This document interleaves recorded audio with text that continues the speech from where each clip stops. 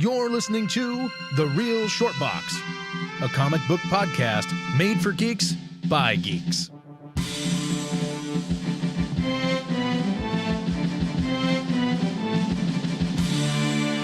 Hello, everybody, and thank you for listening to The Real Short Box. My name is Donald. And my name is Kevin. And my name is Kim. And we are here today. We're going to talk a little bit about this phenomenon that just kind of started.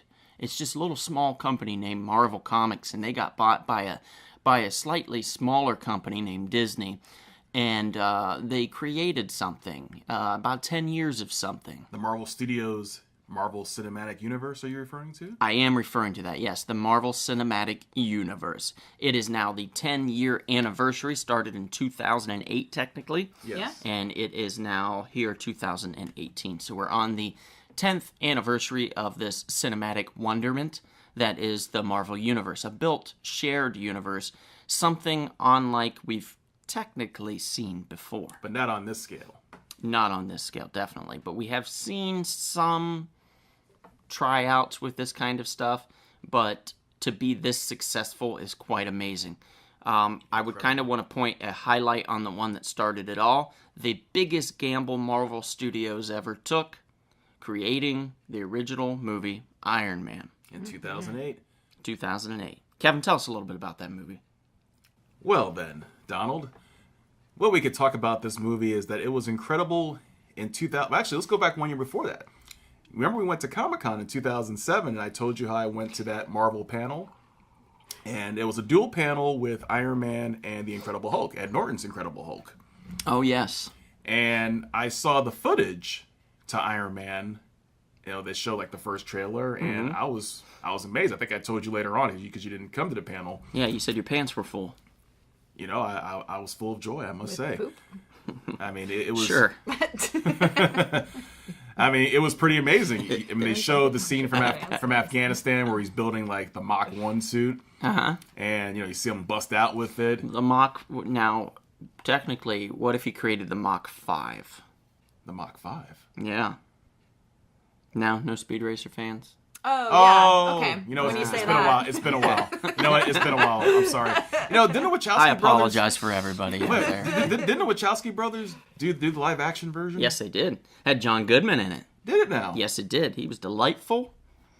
The movie still holds up in a kind of crazy acid trip way, but it's not the best movie in the world. It's not the worst movie. It's not the best movie in the world. I see. It's enjoyable enough, I thought. And then the high wore off. Speed Racer? Or... Yes. The high, Okay. the high wore off. Went to a different turn. No, not From Speed Iron Racer. Man to Speed Racer. It was definitely a Speed Racer type scenario we were going through at that time. Indeed. So Iron Man hits then. Yeah, Iron Man hits. I saw the trailer, and then, you know, I saw the panel, of course, and I was very impressed. You know, I felt like this might be something special because, you know, all of us are sitting there. And by the way, this is a time where Hall H wasn't too difficult to get into. Okay. Wasn't that bad. Yeah, I remember those days. Oh, yeah. Hall H at Comic-Con seats about how many people? 6,000? 6,500. 6,500. Okay. Yeah, so it seats about 6,500 people. Some of them have pencils they'll stab you with. Some of them do not. But it does seat a lot of people. And it used to be where you could just walk in and see some programming. Yes. But after kind of, I would say... It's Twilight. Yeah, it really took off around Twilight with all the prepubescent girls. And their mothers. Yeah. And their their mothers. Oh, yes. Yes, Get out of here. creepily. I'm not kidding. And their mothers. I'm not kidding. Yeah. I have a huge vendetta against... Well, so do we. so do we. In fact, so should some of the mothers too, because I believe one of the girls actually got hit by a car or something. Oh. Or the mom, one of the two. Yeah, during the convention, it Yeah, it was for the last one. killed him, didn't it? Yeah, for the last one. Yeah, Yeah. they ran out and they got hit by the trolley or something like that. It was Yeah. crazy. They ran? I think so. They were Yeah. just so excited. Yeah, some crazy thing. Oh. Yeah, Man, what a way to go, though. I know. They were so happy by excitement. for a second. Yeah. Well, not the proper excitement, but yes. Nope. Unfortunately. Hey, you know what? It's all relative, right? Yes, that's true. It's like they were happy. Right. They went out with a bang. Yes, unfortunately. So to speak. Sorry. Unfortunately. Sorry. But yeah, so that happened. And then once the Twilight boom took place, it kind of became we have to get there days early before the convention starts. Oh, you remember, they got there a week before anyone else did. Yeah. They camped Yeah, it out was insane. a week before. Yeah. So we stood no There was chance. tents. People were pissing and shitting in their hands. Yes, quite literally. To get in to I go mean, see the this. dedication, that's what they have to say. The female fans, they're no joke. You cannot compete with them. No. If they love a band like back in the day, Backstreet Boys, 98 Degrees, Hanson, Yeah. you name it. I'm kidding. I know, I'm serious. I'm sorry. Or like a movie like Twilight. There's people out there that still like Hanson, believe it or not. I love Hanson. Oh yeah. Oh, okay. Well, then you're with our friend Bonnie. Yes. So she's a big Hansonite. Or Yes. I don't know what they call I them. don't know what they call 'em. Hanson fan. Handsome Hansons? I have no Is that the idea. I guess fan so. club? Fan fans. You know what? And were they kind of like the precursors to the Jonas Brothers in a way? I don't know. Because that's like another similar Who are they? brother, it's like a similar brother boy band. That Sorry, kind of thing. were they on the Power Rangers? Who knows? Okay, then I don't Who know. knows?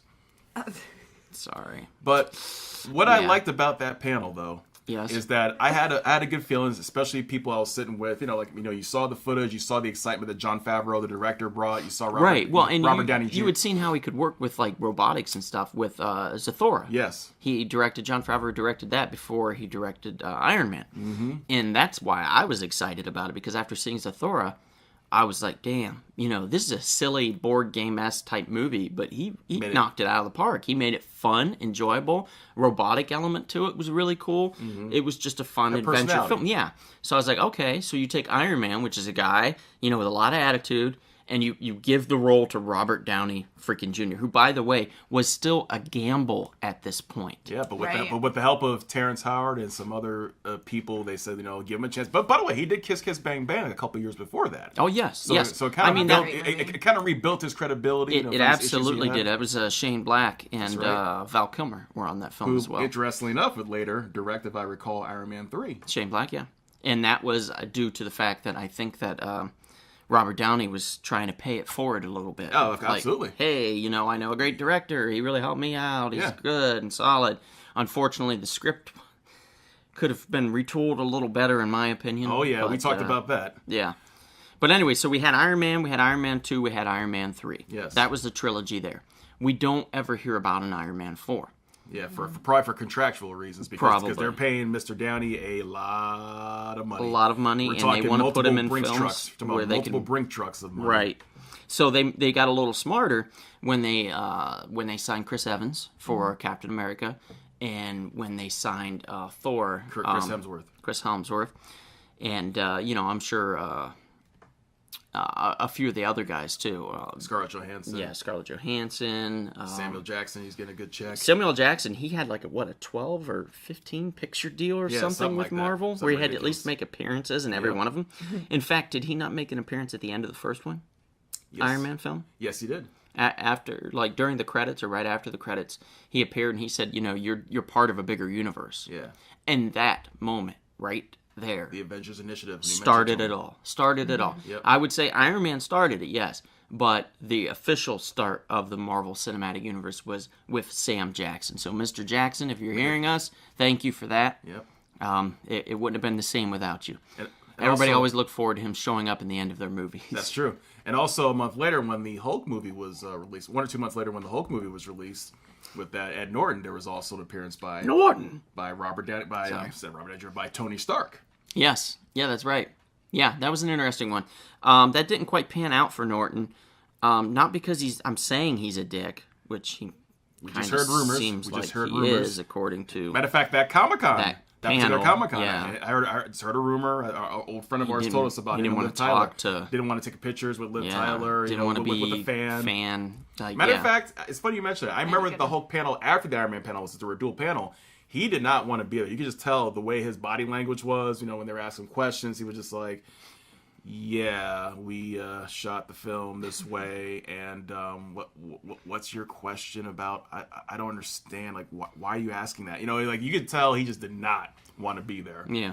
Where Liv He's like, why are Tyler, all these nerds yeah, here? yeah. Where Liv Tyler, on the other hand, Liv Tyler, I remember she was really appreciative. A young lady was dressed as her character from Lord of the Rings, and she was like almost crying. Like, oh Liv my Tyler's god, awesome. yeah. Liv Tyler, she was like touched by, oh my god, you look so beautiful in the outfit, blah blah. Or like I said, Ed Norton was like, people would try to butter him up, like, hey, Ed Norton, I really liked you in Fight Club. And he was like, yeah, thanks. It's just like he just didn't care. I was in that movie, kid. Yeah, he's like, he didn't care. What were you in? What were you in, kid? Huh? Nothing? Oh, okay. I feel like you gotta like suck it up for like a couple hours. Yeah. You would think. So in true Marvel fashion, they replace him. They're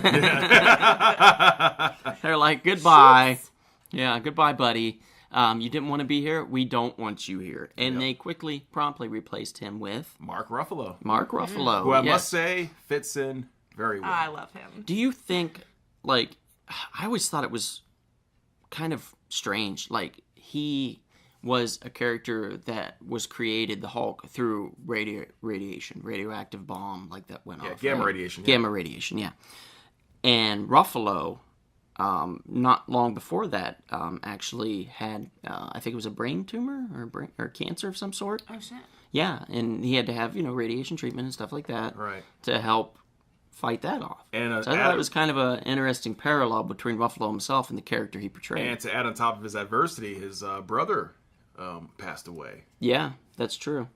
So Ruffalo, from what I hear, he's the kindest, nicest guy you'll ever meet. Yeah, he's which a is sweet great. guy. He's someone who's appreciative of life for obvious reasons. He's been through a lot, and he appreciates He had a every nice opportunity and moment. little career, too, before the Marvel Universe Oh, yes. as well. So he's always somebody that you could see going right outside of the MCU and starting his career back up, so to speak, as, acting in other films and stuff. I really liked Ruffalo. Still do. So then we had Iron Man, we had the Incredible Hulk. What were a few others that came out? Wasn't it Captain America or was it Thor that was Thor next? came out. Well, Iron Man 2 came out next, and Right. then Thor.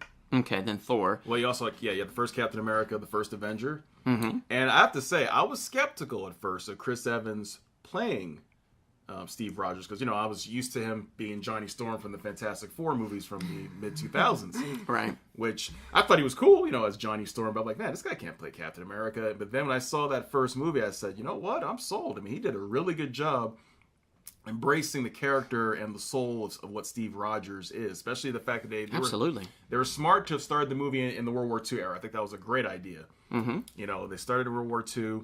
You saw when he was like, a little skinny guy, and just him and Bucky, of course. You saw their relationship being developed. Yeah, and it was interesting to me when they introduced the guy that was playing Bucky, which is Sebastian Shaw. No, Sebastian Shaw's a villain. I'm sorry, Stan. I was like Sebastian. Stan, yeah. Yeah, I always get the Sebastian names confused. Yes. Yeah. Yeah, well, I mean, one can manipulate, the matter within himself to produce energy, and the other one is an actor. Yes. So, yeah, I can see how you get those confused. I do, too, sometimes. But Sebastian Stan, I think is his name is. And I apologize if I'm getting it wrong. But I didn't, honestly, I was like, this guy's okay. He's all right. And then... So you saw his greater purpose. Captain America 2. Winter Soldier. The Winter Soldier. Which is one of the best MCU films. It is the best, and if people disagree, fight me. All right. That's all I'm going to say. Do you have a knife? Fight me. Do you have a knife? You know I do. I mean, Scotch-Irish, I always have a knife. Okay, she's getting out of her chair. I think she wants to fight you. Oh. Oh, me? Bring it on, Kim. Oh, yeah, okay. Wait. I don't think she wants to fight. Dead. Yeah. She doesn't want to fight at all. We're good there. So we had Captain America, and then we had the Winter Soldier. Let's talk about Thor for a minute. Sure. The Thor movies that came out, the first one was directed by the Kenneth Branagh. Kenneth Branagh, that brought some gravitas to the whole Thor Try to add that world. That Shakespearean element. Exactly, and I think that was smart for them because that really brought people in to go, oh, Kenneth Branagh directed it.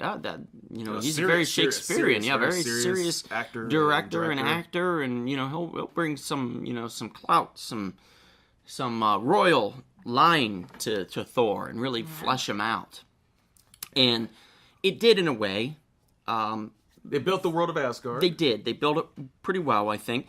Casting was pretty spot on. I felt. Did you like Natalie Portman as Yeah. Jane Foster? Yeah, I like Natalie Portman. Natalie Portman's one of those, she can either bring it or she can just leave it at home, and you don't know which one you're going to get. But I thought she was pretty solid throughout the film. I enjoyed her role in it.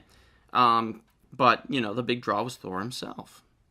And Chris Hemsworth, he brought the thunder, So to speak. Yes.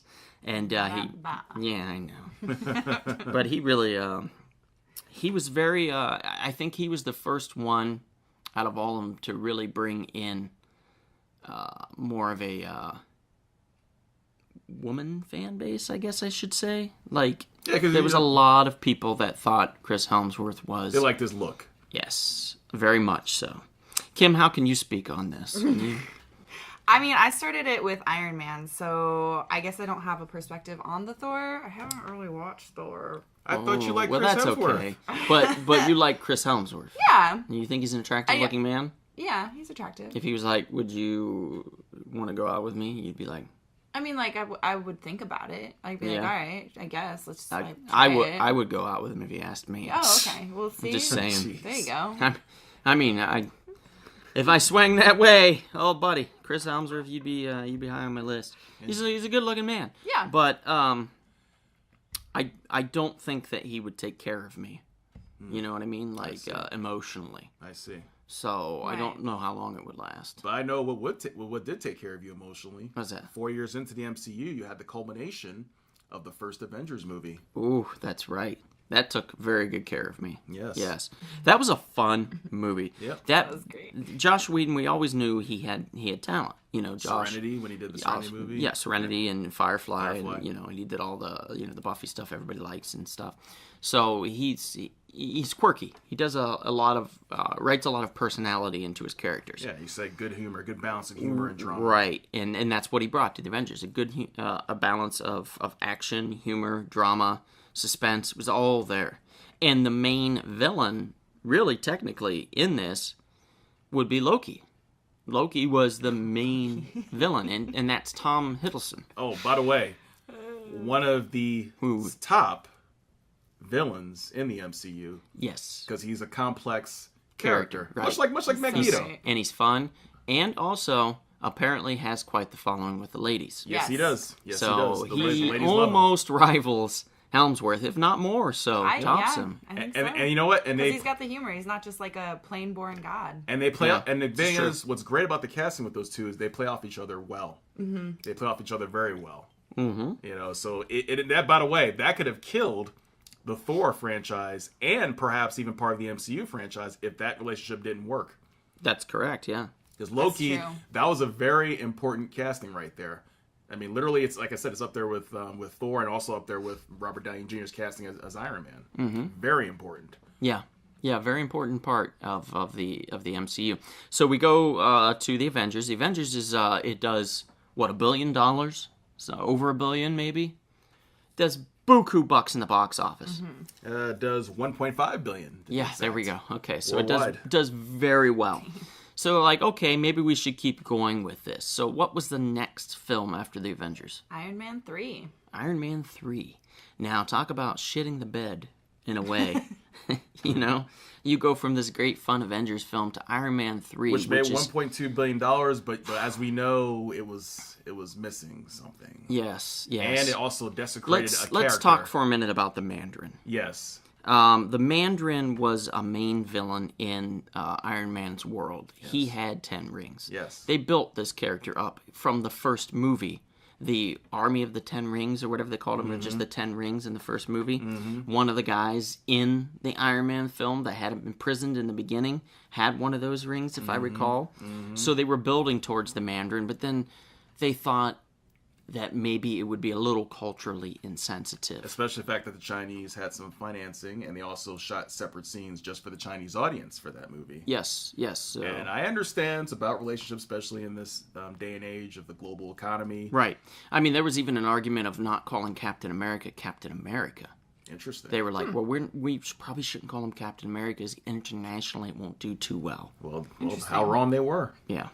So, the Mandarin thing, I still feel you know me, I'm a comic book purist. That's right. I like to see the characters as close to the comic book world as they are, and to have Don't have to dress in the exact, kind of like outfit, right. but at least honor the spirit of the character. Yes, at least honor the spirit of the character. And what they did to the Mandarin and the spirit of the character was just bastardized it. Yeah, it's disrespectful. It spit all over the history of the character and the comic book itself. So there are some interesting aspects. You see Tony really down in the trenches creating, but you also saw that in the first one when they, were like, we'll create this, and, he didn't have much to work with there. And by the either. way, the actor who played the Mandarin, I mean, he's a great actor. Well, yeah, Ben Kingsley. Ben Kingsley's a great actor. Yeah, and I felt that they just didn't use him properly. No, they did not. So it ended up not being a very good film overall and quite forgettable, and not a lot of people talk about it. Right. So then we get through Iron Man 3, and what do we go to next? Thor: The Dark World. Thor: The Dark World. In my opinion, probably the worst one of the MCU worst. film. One of the worst. Made money, but still... If not the worst. Still the worst. By the way, that was one of those movies I think they had a director change. Yeah.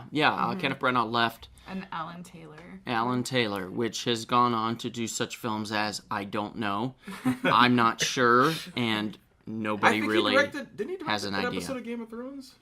I think so. I could be wrong. I thought he may have he may have, but that's not really gonna matter with this. You get that honor, it helps. Well, I mean, good for him. He did return to direct the 7th season of Game of Thrones. Thank you. See? There we go. See? Yay. Yay. Yeah. Good for him. Good for him. I'm sorry? Is this... We were just in the 7th season? Yeah, we just finished the 7th season. Right now they're shooting the 8th. Okay, so we go to Thor: The Dark World. It's not very good. Nope. It's just not a very good film. They did introduce the Infinity Stone. They didn't That's the good introduce news. the red Infinity Stone, I believe. Yes. Which I don't know which one that is. Do we know which one that is? Is that the Time Stone? No, it wasn't a Time Stone. I'll think about it. It was like it'll come to me in a second. But... Because you could warp between dimensions or something, so it was something. But so they did Thor 2, and then they moved on to, was it Captain America 2 or no? Soldier. Yeah, it would have been Winter Soldier, which we talked about, which we thought was awesome. Which is what brought the heat, and it also saved the Agents of S.H.I.E.L.D. television series, which was boring as fucking shit. Mind Gem. There we go. Okay, so the red one was the Mind Gem. So it was just boring, and then the script flipped when Winter Soldier happened and Hydra came out. It was well written. Yes, it was very well written. Robert Redford brought some gravitas. Yes. And the way him and Sam Jackson played off each other was awesome. Yes, it was just a fantastic movie. Sam Jackson had more of a role. Yes. As Nick Fury. You got to know more about him. Yeah, he got a little action scenes in there and stuff. Scarlett Johansson pretty awesome. fit in nicely. Scarlett was in there. Yeah, she was a great addition to it. Sam Wilson's introduction. Yes, Sam Wilson's. Which, by the way, Anthony Mackie, another good casting because he and Chris Evans had great chemistry. Yeah. From the minute they met at the Washington Mall where he's jogging around, Yep. I mean, immediately built rapport. And again, that shows you whoever's the casting director for Marvel Studios. Well done. We got to give some big time props to Kevin Feige. Kevin Feige. Shares my name. He did. He goes back 20 years. I mean, he was involved. Well, he was a mega nerd with the first Blade movie. Yeah, mega nerd. He was like us, big time fans. He respects the material. Right. He very much respects the material. So that's a big difference between how Marvel does things and how DC does things. Exactly. Warner Brothers. They've owned DC Comics for a long time, and they've never seemed to really technically respect the material. Nope. They respect the money that comes from the material, but that's about it. And unfortunately, that is an unfortunate thing. Although I'm hoping that Wonder Woman did a good stride to help. They fell on their face with Justice League, but I'm hoping that Aquaman does well and is pretty good. But Shazam's the one for me. That one just seems like it could be a diamond in the rough. So we'll see. I'm going to throw in my hat on this one and say that Shazam's going to be huge for DC. Well. We'll do a pod on DC and see if I'm full of universe. shit. Yeah, we'll do that later. Oh, sorry to interrupt, everyone. Just wanted to mention real quick about a shop in Canoga Park, California called Spiro's Heroes. Elliot, the proprietor of the store, has over 300,000 books in what's called the Temple of Comics. That's Spiro Heroes in Canoga Park, spirosheroes.com. But then, so we went from Captain America 2 to Guardians of the Galaxy. Guardians of the Galaxy. I love that movie. That movie was not expected. That one Yeah. came A lot out of of people nowhere. even predicted they thought that was going to be the gonna- first failure, the Yeah, first because flop. of the Because no one's heard of this stuff before. No one's heard of it. these. The actors, none of them were like huge at the time. That's That true. that it just nobody. Except for maybe Zoe Saldana, because she was in the Star Trek remake. So And she was also. But she wasn't in huge. Avatar, right? yeah, she was an Avatar. Yeah. So she had some name recognition. Yeah, she had Right. some, And and Chris so Pratt. did She wasn't, so like, did Chris huge. because he did Parks and Rec and Right. stuff, Right. and he had a little following there. And then Batista, the wrestler, people knew him from for those who watch wrestling. Yeah, Right, yeah. but it wasn't any. But it's not like we've got Stallone stepping out, Right. which is funny because Yeah. eventually he does Yeah. in the sequel to Guardians of the Galaxy. And if you think about it, on paper, this is what's good about Marvel Studios taking a risk. yeah, Is that if you think about it on paper, it seems ridiculous. You have this walking tree, you have a talking raccoon, Yep. you have this green-looking woman, Mm-hmm. and you have some dude in a red jacket with guns, calling himself Star-Lord. It sounds retarded. If you didn't know, if you didn't know better, yeah. if you truly did not know better, you would think, "What the hell is this? Yeah, Why Two-year-old should we made invest What- $150 million into this? What am I on here? Yeah. Who was on something when they created Right. this idea? If you're or like put a this suit idea who out has- there that if this you're should like be a one of these- movie. You're one of the executives who has to, look at the stuff greenlighted. You would think, why would I want to greenlight this? Yeah. And I thought when DC did Suicide Squad, I was like, be prepared, guys, because Suicide Squad is going to be what Guardians was for Man, Marvel. I wanted it to be. Yes, It could have everybody been. did. It could have been. Everybody But did. once again, interference from the studio. Fell on its face. It Shit the Interference- bed. Sure Studio did. interference. Yes. It was- But Guardians of the Galaxy didn't.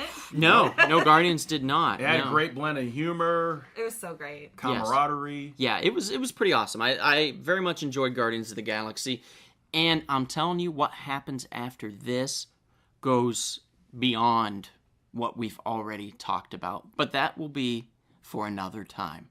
But real quick, before we end our first part of this Marvel 10-year anniversary podcast, I want to give a quick shout out to Classless Chat, which is a great podcast that a good friend of ours of the podcasting here does. He does, a great all-around nerd podcast, which is a lot of fun. So please, if you guys get a chance, check that out. Once you're done with that, maybe go give us a like on Instagram. Follow us on YouTube. Subscribe to us on iTunes. Facebook. Facebook would be lovely. We have a fan page on Facebook. We're on Twitter as well. We do Smackdowns where we pit certain comic book characters against each other, which is pretty awesome. Any realm will do. Dark Horse character versus a Marvel character. It doesn't matter. We get nuts. So please give us a follow, give us a like. Reach out. If you want to shoot us an email, you can. We do have an email, and it's listed on our YouTube page as well as our Facebook page and stuff. So with that, thank you all so much for listening. We're going to get to part 2 sometime soon, very soon. My name is Donald. My name is Kevin. And my name is Kim. And we'll see you At the comic shop. This has been The Real Short Box. We'll see you at the comic shop. Thanks for listening.